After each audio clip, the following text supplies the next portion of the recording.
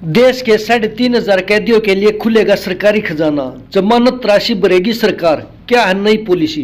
पूरी खबर जानने के लिए बने रहिए वीडियो के एंड तक। सरकार ने देश भर की जेलों में बंद उन कैदियों की सहायता करने का फैसला लिया जो जमानत राशि या जुर्माने की रकम न होने के चलते जेल से रिहा नहीं हो पा रहे हैं। वित्त मंत्रालय निर्मला सीतारमण ने इस स्कीम की घोषणा बुधवार को अपने बजट भाषण में की थी, लेकिन अब राष्ट्रपति द्रौपदी मुर्मू के उस भाषण की चर्चा भी शुरू हो गई है जो उन्होंने संविधान दिवस पर दिया था।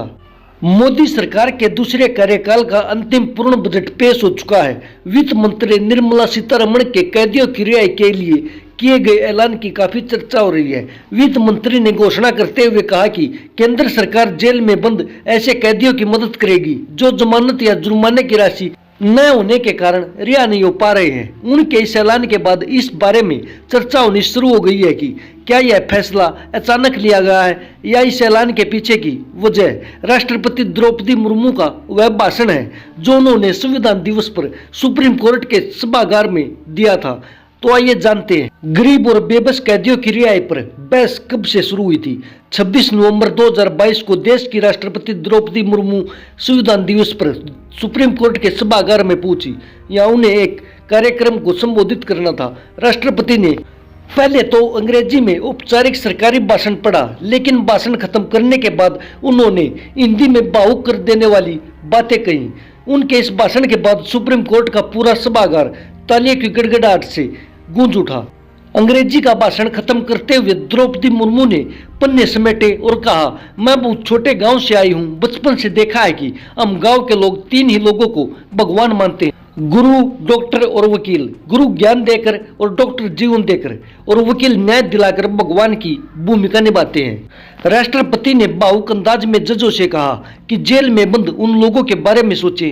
थप्पड़ मारने के जुर्म में लोग वर्षों से जेल में बंद हैं, उनके लिए सोचिए। राष्ट्रपति ने आगे कहा कि उन्हें न तो अपने अधिकार पता है, न इस संविधान की प्रस्तावना, न मौलिक अधिकार, उनके बारे में कोई नहीं सोच रहा। उनके घर वालों की उनको छुड़ाने की हिम्मत नहीं रहती, क्योंकि मुकदमा लड़ने में ही उनके घर के बर्तन तक बिक जाते हैं। दूसरों की जिंदगी खत्म करने वाले हत्यारे तो बाहर घूमते हैं, लेकिन आम आदमी मामूली जुर्मों में वर्षों तक जेल में पड़े रहते हैं। राष्ट्रपति ने कहा कि और ज्यादा जेल बनाने की बात होती है, ये कैसा विकास है। जेल तो खत्म होनी चाहिए। राष्ट्रपति के भाषण के ठीक 3 दिन बाद यानी 29 नवंबर को सुप्रीम कोर्ट ने जेल में बंद उन कैदियों की रिहाई को लेकर बड़ा कदम उठाया था। सुप्रीम कोर्ट ने मामूली अपराधों में जेल में बंद ऐसे आरोपियों को रिहा करने का आदेश दिया जो जमानत की शर्तें पूरी न कर पाने की वजह से जेल में ही बंद है।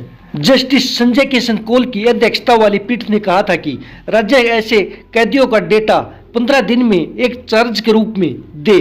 साथ ही नालसा को आदेश दिया कि वो लिखित समेत सभी सहायता प्रदान करे। इन घटनाओं के बाद ही ऐसे कैदियों पर चर्चा शुरू हो गई थी और माना जा रहा है कि राष्ट्रपति के मार्मिक भाषण का सीधा असर बजट की घोषणा पर पड़ा है। वित्त मंत्री के ऐलान के बाद देश की जेलों में बंद निर्धन कैदियों में उम्मीद जागी है और बिहार, मध्य प्रदेश, झारखंड, छत्तीसगढ़ जैसे राज्यों के आंकड़ों को न भी देखे तो देश की राजधानी के तिहाड़, रोहिणी और मंडोली जेल में ही 70 से 80% कैदियों के परिजनों की सालाना आमदनी लाख रुपए से भी कम है। इनमें दूसरे राज्यों और देश के मूल निवासी भी शामिल हैं। दिल्ली के इन 3 कारागार परिसरों में महिला जेल सहित 16 जेल है। बजट भाषण के बाद तिहाड़ जेल के पूर्व जनसंपर्क अधिकारी सह कानूनी सलाहकार सुनील गुप्ता ने भी कहा कि इस कदम से सिर्फ दिल्ली की जेलों में बंद करीब 20,000 कैदियों में से लगभग 12 से 15,000 कैदियों को जमानत आदेश के बाद रिहाई में मदद मिल सकती है। वैसे तो कानूनी खानापुरी के तहत हर महीने ऐसे कैदियों की सूची विस्तृत जानकारी के साथ विधिक सेवा प्राधिकरण को भेजी जाती है जिनके पास धन का जुगाड़ नहीं रहता, क्योंकि जिन करीब 80% कैदियों की माली हालत लचर है उनमें से करीब 25% दिल्ली के नहीं बल्कि दूसरे राज्य के निवासी भी होते हैं। 5,000 से ज्यादा विचाराधीन कैदी जेलों में बंद थे, उनमें से सिर्फ 1417 को रिहा किया गया।